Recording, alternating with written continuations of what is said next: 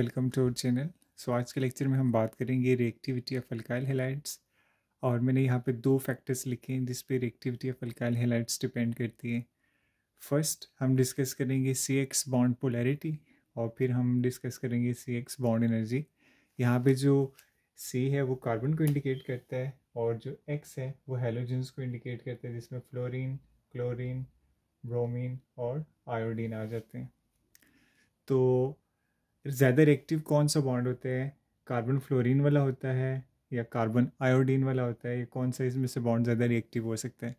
तो वो जो फैक्टर होता है कि ज़्यादा रिएक्टिविटी किसकी होगी, वो दो चीज़ों पर डिपेंड करती है। एक इनकी पोलैरिटी पे डिपेंड करती है और दूसरा इनकी एनर्जी पे डिपेंड करती है। फिर हम देखेंगे फाइनली ज़्यादा कौन से फैक्टर पे डिपेंड करती है। अगर हम पोलैरिटी की बात करें तो हम कहते हैं कि जो डिफरेंस इन इलेक्ट्रोनेगेटिविटी होता है, जैसे कि अगर हम लिखते हैं सी एफ, जो कार्बन और फ्लोरीन का जो बॉन्ड होता है, क्योंकि अल्काइल हैलाइड्स में आपके पास जैसे हम लिखते हैं आर एफ, जैसे हम लिख देते हैं CH3F, जैसे ये मिथाइल फ्लोराइड। तो इस तरह से जो कार्बन और जो हैलोजन का जो बॉन्ड होता है, हमें देखने की इसमें जितना ज़्यादा इलेक्ट्रोनेगेटिविटी डिफरेंस ज़्यादा होगा इसके दरम्यान में पोलैरिटी उतनी ज़्यादा होगी। मैंने यहाँ पे कुछ इलेक्ट्रोनेगेटिविटी वैल्यूज़ लिखी हुई, जैसे फ्लोरीन की 4 है, क्लोरीन की 3 है, ब्रोमीन की 2.8, आयोडीन की 2.5, कार्बन की 2.5। अब जितना ज़्यादा इलेक्ट्रोनेगेटिविटी डिफरेंस ज़्यादा होगा, बॉन्ड उतना ज़्यादा पोलर होगा। और जितनी ज़्यादा पोलैरिटी होगी, अगर हम सिर्फ इसी फैक्टर को अगर हम इसको कंसिडर करते हैं, तो जितनी ज़्यादा पोलैरिटी होगी बॉन्ड भी उतना ज़्यादा क्या होगा, रिएक्टिव होगा, क्योंकि फ्लोरीन एक्ट करेगा एज अ न्यूक्लियोफाइल। तो इसके ऊपर जो चार्ज आ जाएगा वो आ जाएगा पार्शियल नेगेटिव, कार्बन के ऊपर जो चार्ज आ जाएगा वो पार्शियल पॉजिटिव चार्ज आ जाएगा, क्योंकि जितना ज़्यादा जो ज़्यादा इलेक्ट्रोनेगेटिव होता है उसके ऊपर चार्ज नेगेटिव आ जाता है। तो इस केस में जैसे ये पार्शियल नेगेटिव और यहाँ पे पार्शियल पॉजिटिव। तो सिर्फ पोलैरिटी को अगर हम कंसिडर करें तो हमारे पास जो बॉन्ड ऑर्डर आता है वो आता है कि जो CF होता है ये सबसे ज़्यादा रिएक्टिव, देन आपके पास CCl, देन आपके पास CBr और फिर आपके पास CI। ये आपके पास क्या बनता है, ऑर्डर ऑफ रिएक्टिविटी बनता है। कार्बन को रिप्लेस करके आप R भी लिख सकते हैं, RF, RCl, RBr और RI। तो सबसे ज़्यादा रिएक्टिव कौन सा हुआ, कार्बन और जो फ्लोरीन का जो आपके पास बॉन्ड होता है। अल्काइल फ्लोराइड्स जो होते हैं, अगर हम सिर्फ बॉन्ड पोलैरिटी को कंसिडर करें तो अल्काइल फ्लोराइड सबसे ज़्यादा रिएक्टिव होते हैं। लेकिन ये सिर्फ पोलैरिटी पे डिपेंड नहीं करता है, ये बॉन्ड एनर्जी पे भी डिपेंड करता है।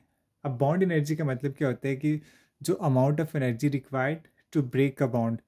तो आप इसमें यहाँ पे भी लिख सकते हैं अमाउंट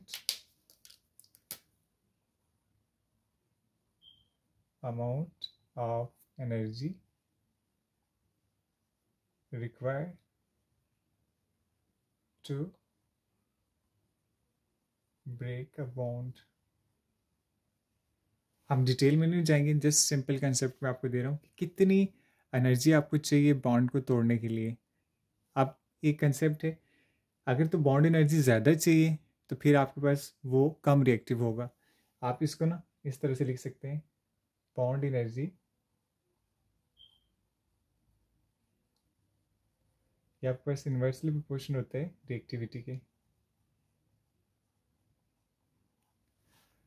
तो अगर आपके पास बॉन्ड एनर्जी ज़्यादा है तो रिएक्टिविटी क्या होगी, कम होगी। अब जब हम इन बॉन्ड्स की बात करते हैं, ये कार्बन, आयोडीन, ब्रोमीन, क्लोरीन और फ्लोरीन की बात करते हैं, तो जो सबसे वीक बॉन्ड होता है, तो सबसे कम एनर्जी रिक्वायर होती है, वो कार्बन और आयोडीन का जो बॉन्ड होता है इसको, क्योंकि आयोडीन का साइज़ भी बड़ा होता है और इस बॉन्ड को तोड़ना बहुत ईजी होता है और उसके लिए कम एनर्जी चाहिए। तो अगर तो इसके लिए कम एनर्जी चाहिए तो इसकी रिएक्टिविटी क्या होगी, ज़्यादा होगी। तो जो आपके पास ये बॉन्ड ऑर्डर है तो वो सारा के सारा क्या हो जाते हैं, वो रिवर्स हो जाते हैं। तो सबसे ज़्यादा रिएक्टिव इस केस में आपके पास CI, देन आपके पास CBr, देन आपके पास CCl, देन CF। तो आपके पास पूरा जो रिएक्टिविटी ऑर्डर होते हैं वो सारा के सारा क्या हो जाते हैं, रिवर्स हो जाते हैं। सो जब हम दो फैक्टर, हम अब किसको ठीक माने, हम पोलैरिटी को ठीक माने या फिर हम बॉन्ड एनर्जी को ठीक माने। जब एक्सपेरिमेंट किए गए तो ये देखा गया कि जो फैक्टर एक्चुअल फैक्टर होता है वो बॉन्ड एनर्जी होता है, ना कि बॉन्ड पोलैरिटी होता है। सो अगर हम ओवरऑल अगर हम अल्काइल हैलाइड्स की रिएक्टिविटी की बात करें तो जो अल्काइल आयोडाइड होते हैं वो मोस्ट रिएक्टिव होते हैं, फिर ब्रोमाइड, फिर क्लोराइड और फिर फ्लोराइड, क्योंकि ये बॉन्ड क्या होता है, स्ट्रॉन्ग बॉन्ड होते हैं, इतने जल्दी टूटता नहीं है। तो अगर वो टूटता नहीं है तो उसके लिए बॉन्ड एनर्जी ज़्यादा चाहिए, इस वजह से इसकी रिएक्टिविटी क्या होती है, कम होती है। फर्दर अगर इस टॉपिक रिगार्डिंग आपको कोई भी क्वेश्चन है, आप कमेंट सेक्शन में पूछ सकते हैं। Thanks for watching.